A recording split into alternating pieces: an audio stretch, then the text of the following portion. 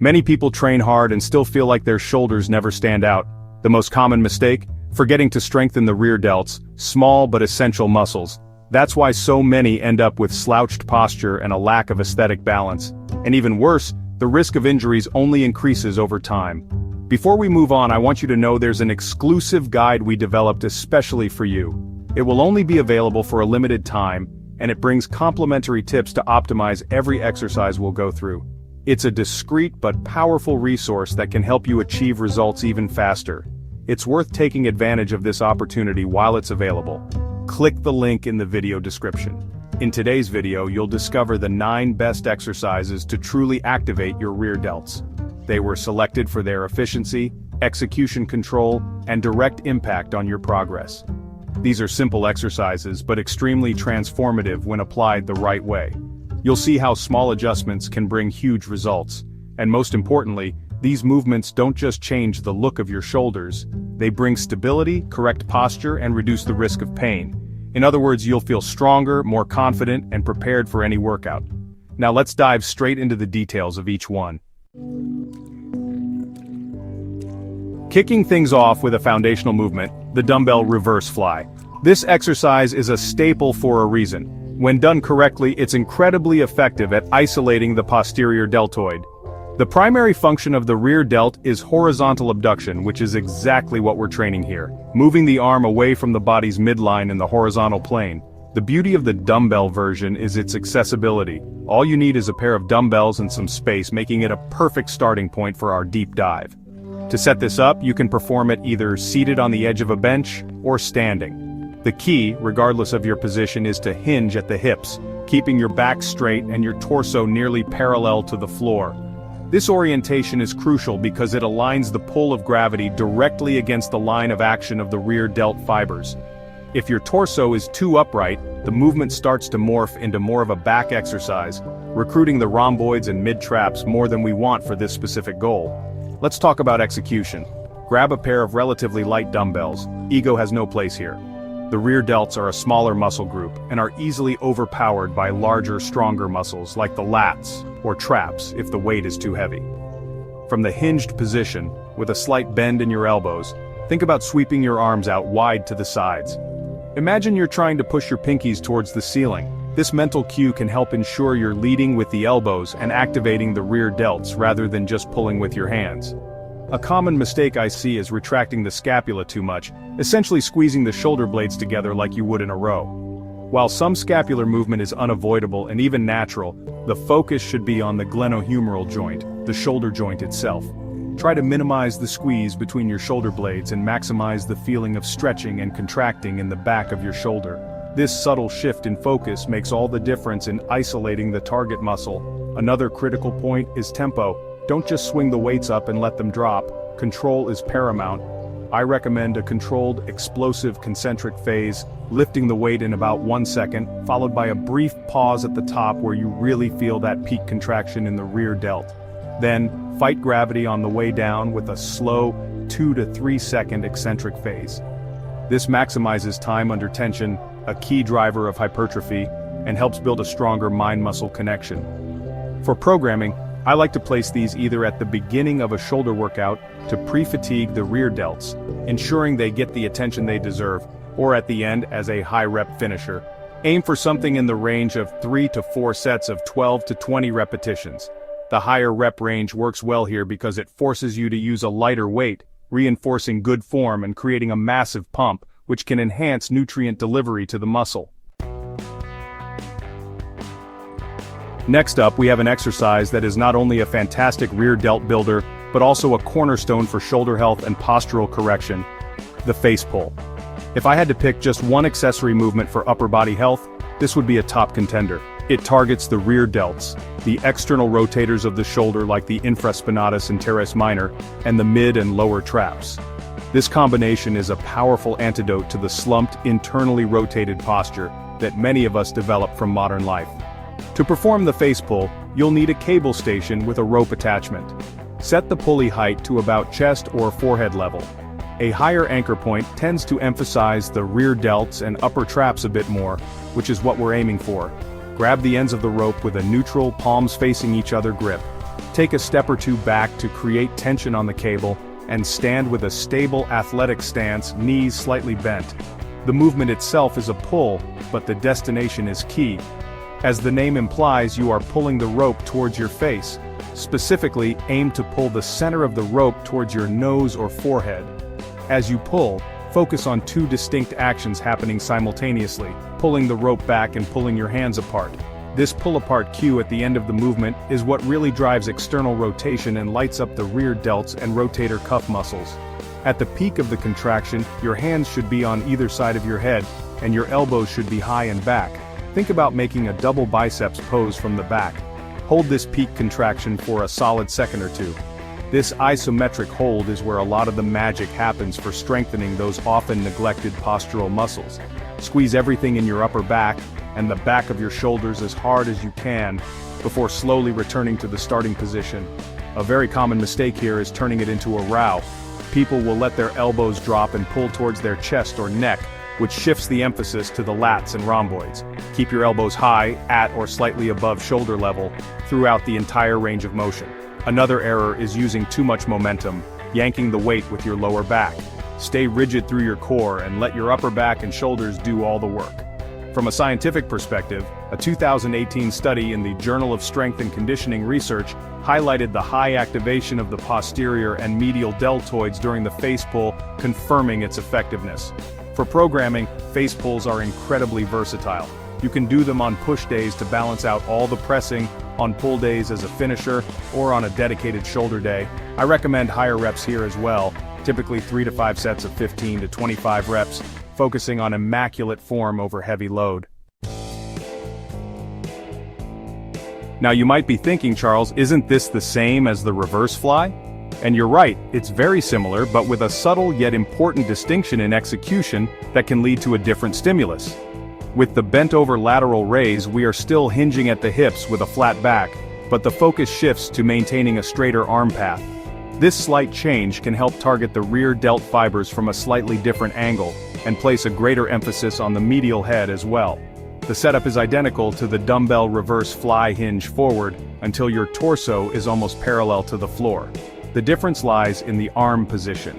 Instead of maintaining a significant bend in the elbow throughout the movement, you'll aim for a much straighter arm. There should still be a micro bend to protect the elbow joint, but think long arms.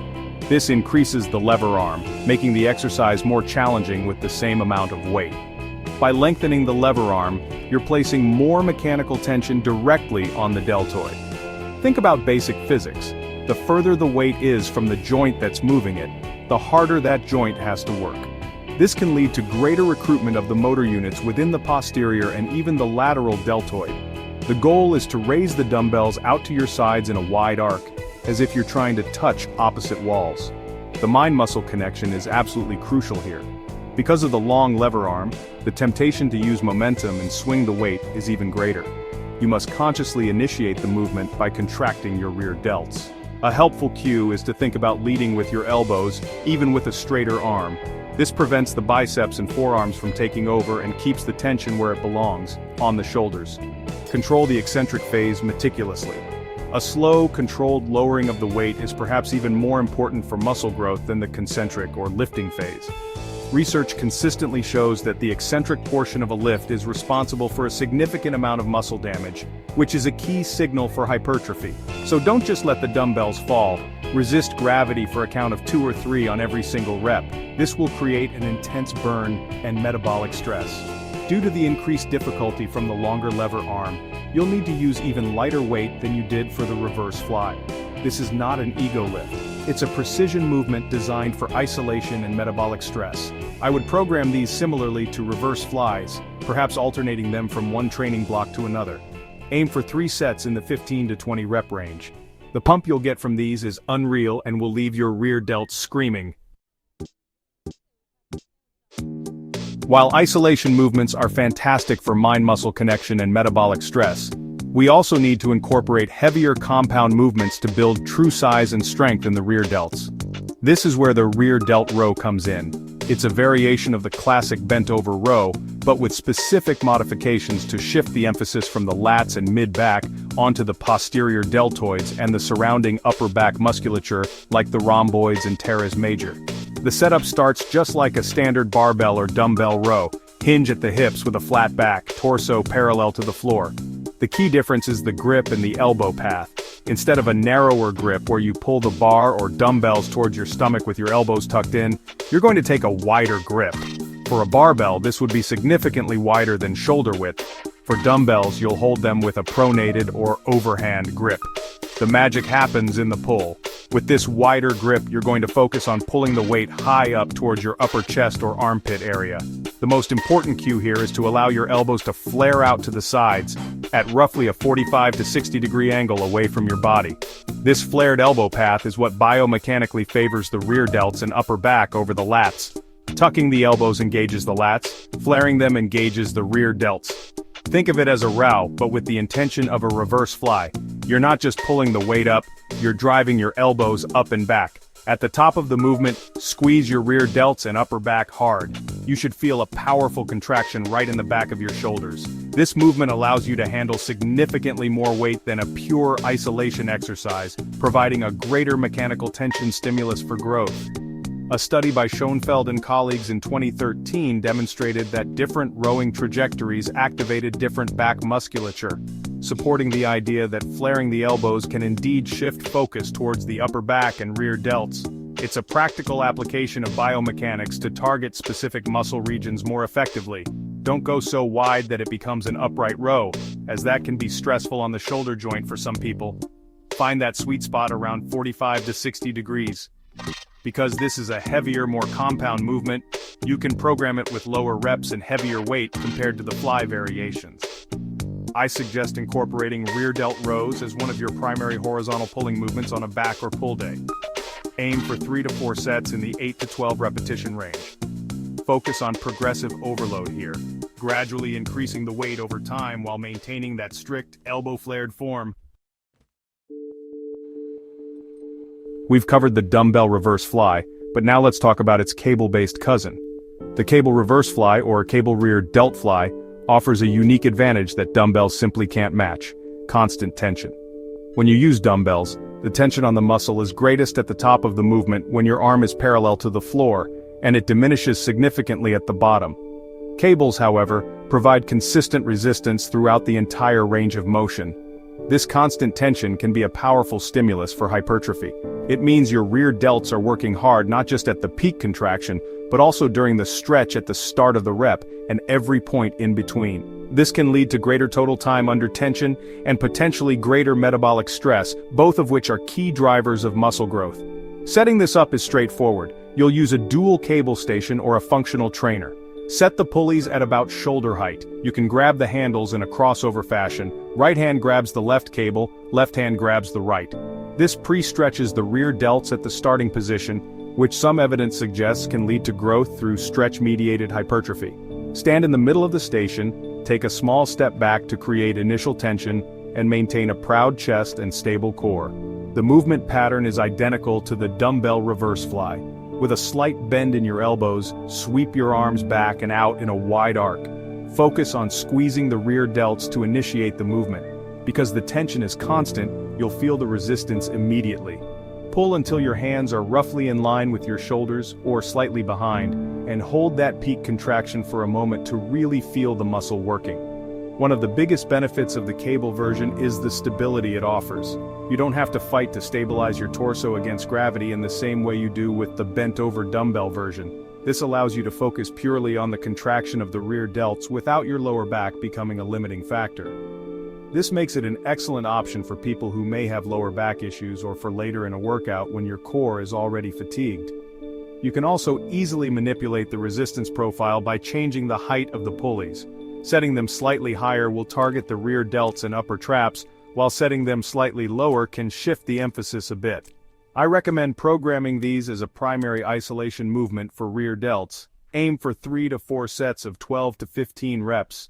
The constant tension is perfect for creating that deep burn and pump that signifies an effective isolation exercise.